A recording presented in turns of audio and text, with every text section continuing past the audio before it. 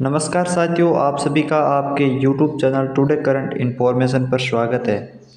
दोस्तों, BSTC first year कर रहे जितने भी मेरे साथीगण हैं उनके लिए उनके सामने एक समस्या आ रही है कि हम सूक्ष्म शिक्षण यानी माइक्रो टीचिंग की जो डायरियाँ बना रहे हैं और उनको हम कैसे भरें और प्रत्येक कौशल को किस प्रकार से करना है। तो शिक्षण कार्य के लिए ये जो सूक्ष्म शिक्षण है वो अति आवश्यक होता है, अनिवार्य होते हैं। जैसे पाठ को प्रस्तुत करना, विषय वस्तु के विचार के लिए प्रश्नों का निर्माण करना,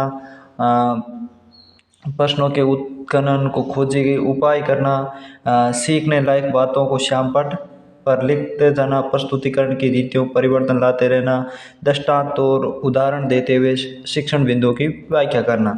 तो आज हम साथियों प्रस्तावना कौशल के बारे में पढ़ेंगे। जैसे कि आपके कौशल हैं वो बीएसटीसी फर्स्ट ईयर के अंदर 5 कौशल होते हैं। 5 कौशल कौन कौन से होते हैं? 5 कौशल होते हैं। पहला होता है प्रस्तावना कौशल। कौन सा होता है साथियों? प्रस्तावना कौशल होता है।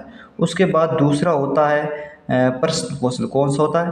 प्रश्न कौशल। उसके बाद व्याख्या, फिर उद्दीपन कौशल, श्यामपट्ट कौशल और एक अंत में 6वां होता है वो प्रदर्शन कौशल होता है। कौन सा होता है? प्रदर्शन कौशल होता है, जिसमें आपको चार्ट वगैरह बना करके प्रस्तुत करना होता है।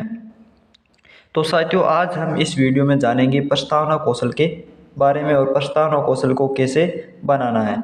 तो साथियों, बने रहे वीडियो के अंत तक और चैनल पर नए हैं तो चैनल को सब्सक्राइब करें और हमारे Telegram group today current information को ज्वाइन जरूर करें। तो साथियों, यहाँ पर हमारा प्रस्तावना कौशल दे रखा है, जिसमें हमें डायरी के अंदर पहले यहाँ पर कुछ जो इंडेक्स दिए जाएंगे यहाँ पर, यानी ऊपर लिखा गया है कि पाठ का स्वरूप, पाठ प्रथम, अध्यापन कौशल आधारित पाठ योजना। यहाँ पर दिया गया पहले हमें कौशल का नाम लिखना है, तो फिर हम पहले यहाँ कौशल का नाम लिख देंगे प्रस्तावना कौशल। फिर दिया गया हिंदी विषय लिखना है, तो विषय हमारा जो जिसके बारे में कौशल बना रहे हैं उस सब्जेक्ट का नाम लिख देंगे, तो यहाँ पर हिंदी लिखा है। फिर प्रकरण, हम जो प्रकरण पढ़ा रहे हैं किसके ऊपर लिख रहे हैं, तो यहाँ पर हमारे द्वारा जो टॉपिक लिया गया वो है लव कुश। और कक्षा लिख देना, जो आप कक्षा चूज करते हैं 1 से लेकर के 5 तक, यानी बीएसटीसी फर्स्ट ईयर के अंदर जो बीएसटीसी करता है उनके लिए 1 से 5 तक ही होती है, और जो बीएड करता है उनके लिए 6 से लेकर के 10-12 तक भी हो सकता है। फिर समय हो गया, जो प्रस्तावना कौशल होगा उसका 5 से 7 मिनट का होता है। फिर हमें यहाँ पर दे रखा है कि छात्र अध्यापक क्रिया और छात्राएं क्रिया, छात्र छात्रा क्रिया। तो हमारा क्या होता है प्रस्तावना कौशल के अंदर, हमें पहले क्या करना होता है, पहले हम स्वयं को क्या करना होता है, पाठ योजना बनानी होती है। क्या करनी होती है दोस्तों? पाठ योजना बनानी होती है। फिर उसको हमें क्या करना होता है, कक्षा के अंदर उसको पढ़ाना होता है, यानी शिक्षण करवाना होता है। उसके बाद हम क्या करते हैं, प्रतिपुष्टि करते हैं। क्या करते हैं? पुष्टि करने के लिए हम बच्चों से क्या करते हैं, सवाल जवाब करते हैं। और फिर उसका हमें क्या रिजल्ट मिलता है, उसके बाद में हम पुनः योजना बनाते हैं कि इस बार हम बच्चों को अच्छी तरीके से सिखा सकें। उसके बाद पुनः शिक्षण करवाएंगे, यानी वापस पढ़ाएंगे और फिर उनसे पुष्टि के लिए पूछेंगे। तो हमने यहाँ पर लवकुश के लिए क्या किया है, क्या सरल से सरल क्वेश्चन बना करके जो अंतिम हम टॉपिक पढ़ाना चाहेंगे उस टॉपिक तक आप बच्चों को लेके जाना है। जैसे कि हमें यहाँ पर पहला प्रश्न बनाया हमने कि राजा दशरथ की कितनी रानियाँ थी, तो बच्चे आंसर दे देंगे कि 3 रानियाँ थी। कितनी थी? 3 रानियाँ थी। उसके बाद दूसरा क्वेश्चन पूछा हमने, यानी इसमें प्रश्नों की जो तारतम्यता होनी जरूरी है।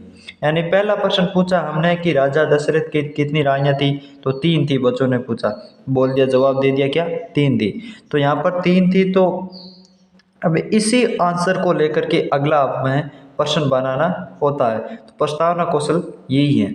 जैसे कि हमने 3 रानियाँ बनाई, तो यहाँ पर हम इसमें से पूछ लेंगे, यानी कि सबसे बड़ी रानी कौन थी। 3 रानियाँ थी, तो 3 रानियों में सबसे बड़ी रानी कौन थी, तो बच्चे हमारा जवाब देंगे कि कौशल्या थी। कौन थी? कौशल्या। फिर हमें क्या करना है, इस कौशल्या से ही सवाल करके अगला प्रश्न बनाना है। जैसे कि कौशल्या के पुत्र का नाम बताइए, तो कौशल्या के पुत्र का नाम बताएंगे तो बच्चे जवाब देंगे श्री राम। क्या था? श्री राम।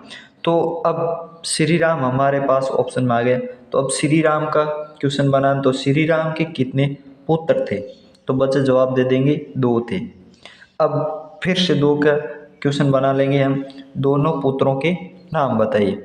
तो दोनों पुत्रों के नाम हो गया लव और कुश। क्या था? लव और कुश।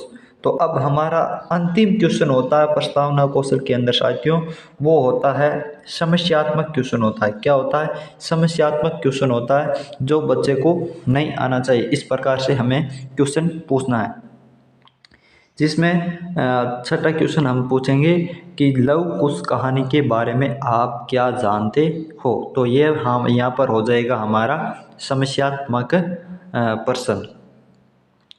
और इसके अंदर साथियों जो प्रस्तावना कौशल होता है, इसमें जो 1 से लेकर के 4 तक सवाल होता है, यानी लगभग 5 सवाल पूछने होते हैं। 5 में से 4 सवाल सरल होने चाहिए और 5 होता है वो समस्यात्मक सवाल होता है। कैसा होता है? समस्यात्मक सवाल होता है। तो 4 सवालों में हमें क्या और कौन, यह शब्द हैं जो यूज़ नहीं करने हैं। इस प्रकार के शब्दों को, जो क्या है, कौन है, इनको यूज नहीं करना है। तो जो और उसके बाद हमें क्या करना होता है? उद्देश्य कथन लिखना होता है। तो उद्देश्य कथन लिखेंगे, तो उद्देश्य कथन में अच्छा बच्चों, आज हम लव कुश कहानी के बारे में विस्तार पूर्वक अध्ययन करेंगे। जो कि आपने छठा सवाल पूछा था कि लव कुश कहानी के बारे में आप क्या जानते हैं, तो बच्चों के लिए समस्यात्मक क्वेश्चन बन गया। तो अब इस समस्यात्मक क्वेश्चन को लेकर के आपके पढ़ाना है। तो अच्छा बच्चों, आज हम लव कुश कहानी के बारे में विस्तार पूर्वक पढ़ेंगे। तो इस प्रकार से है वो हमें प्रस्तावना कौशल बनाना है।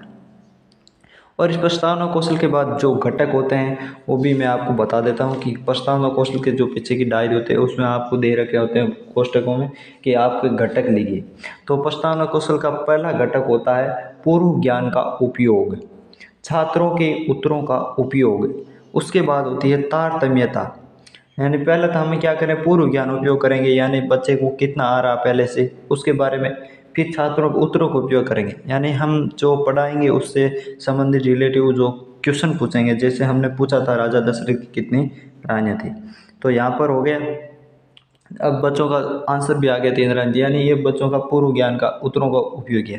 फिर हमने क्या किया, तारतम्यता ली, यानी तारतम्यता आ जाएगा तीसरा घटक हमारा। तो तारतम्यता के अंदर जो क्वेश्चन का आंसर था उसी आंसर से हमने अगला क्वेश्चन बनाया है। फिर मूल पाठ की ओर अग्रसरता, यानी हम जो टॉपिक पढ़ा रहे हैं उस टॉपिक तक बच्चों को लेकर के जाना। जैसे कि हम प्रश्नों के माध्यम से लव कुश चार्ट जो हमने टॉपिक लिया था इस टॉपिक तक लेकर पहुँचे हैं।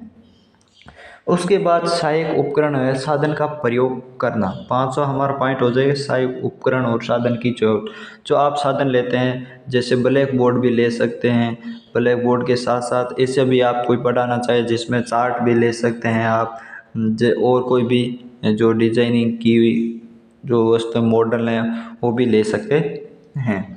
उसके बाद हमारा 7वां जो होता है, छठा जो होता है घटक, वो होता है उपयुक्त अवधि सीमा। यानी हमारे पास उपयुक्त अवधि सीमा यानी समय सीमा होती है वो 5 से 7 मिनट तक ही होनी चाहिए। यानी प्रस्तावना कौशल ले रहे हैं तो आप 5 मिनट से ज़्यादा नहीं होना और न ही इससे कम होना है। और उसके बाद 7 में होती तकनीक की उपयुक्त विद्या, यानी आप किस तरीके से पढ़ा रहे हैं बच्चों को, आपने क्या क्या जो तकनीक यूज की है उसका लिखना है। उसके बाद 8वां होता है घटक हमारा कि तात्कालिक घटनाओं से संबंधित रुचिपूर्णता, यानी वर्तमान में जो घटना है उसके आधार पर जो आपको बच्चों को उदाहरण देकर के इसके साथ साथ पढ़ाना है। तो साथियों इस प्रकार से जो आपका प्रस्तावना कौशल है जो करना है। तो आज की इस वीडियो में हमने जाना है कि प्रस्तावना कौशल के बारे में। तो अगले वीडियो में हम जानेंगे प्रश्न कौशल के बारे में जानेंगे। तो साथियों कैसा लगा वीडियो कमेंट करके ज़रूर बताइएगा। तो साथियों आज के इस वीडियो में इतना ही, मिलते हैं अगले नए सेशन के साथ। तब तक के लिए धन्यवाद। जय हिंद, जय भारत।